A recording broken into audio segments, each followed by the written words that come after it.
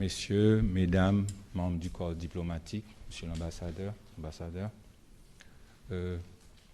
la chorale, le président serait vraiment honoré s'il était là. Merci. Mesdames, messieurs, ambassadeur Mertens, dans le mauvais ton là, dans le bon ton là. Merci.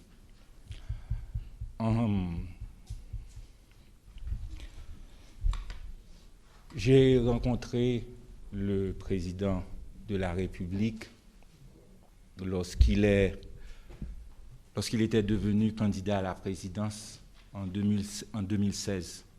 C'est la première fois que je l'ai rencontré. C'était un homme humble, très simple, qui savait ce que notre pays et notre peuple avaient besoin. Aujourd'hui, nous souffrons tous. Nous avons beaucoup d'émotions qui nous traversent. Émotions de douleur, de tristesse, de colère, de révolte. Ils ont tué le président, mais ils n'ont pas tué son rêve.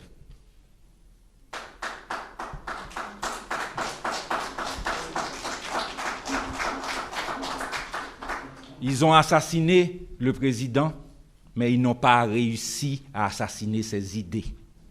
Le président est encore vivant. Le rêve de Jovenel Moïse, c'était de changer le système. Un système qui profitait à une minorité pendant que la majorité souffrait. Il s'est battu pendant 4 ans et demi pour changer ce système. Le combat de Jovenel Moïse n'était pas un combat politique, c'était un combat économique. Nous sommes en train de répéter l'histoire. Quand Dessalines a dit « Et les nègres, ces hommes et femmes noires venus d'Afrique, est-ce qu'un jour ils n'auront rien ?» On l'avait tué. On l'avait assassiné. Pendant 50 ans, nous ne pouvions pas parler de Dessalines.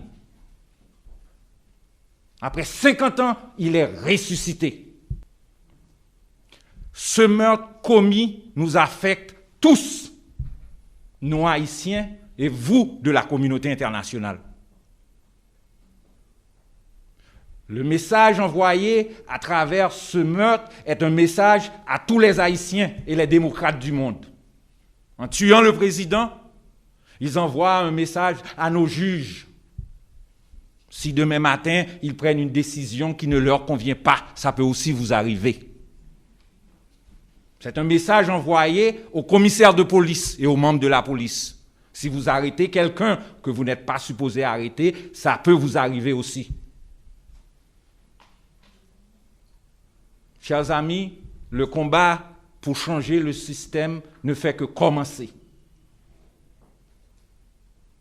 Je remercie l'ambassadeur Boschit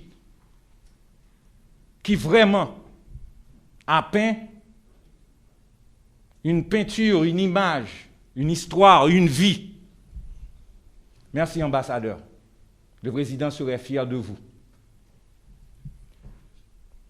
Le combat économique continue.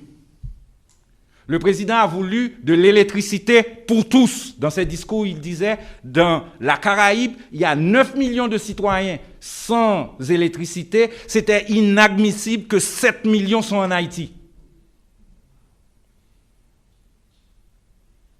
Tout le mépris, la haine qu'il y avait contre lui, c'est parce qu'il a coupé la corruption de l'électricité.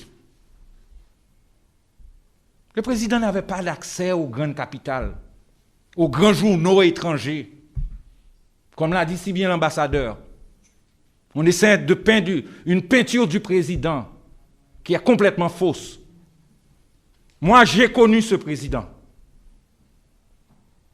Quand il a gagné les élections de 2015-2016, qui ont été contestées et dont les résultats ont été annulés, il nous a dit tous, on était 7 autour de lui, nous allons reprendre le chemin et parler au peuple. Il a toujours renoncé à la violence. Il a toujours voulu le dialogue.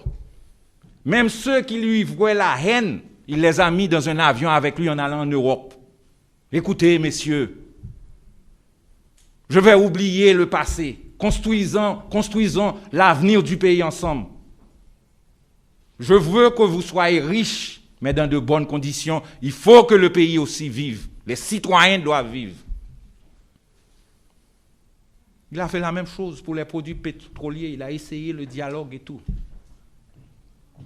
Donc, chers amis, nous sommes réunis ce soir pour dire une seule chose qui n'est pas compliquée. Il est mort, mais ses idées sont vivantes. Il est mort, son rêve reste vivant.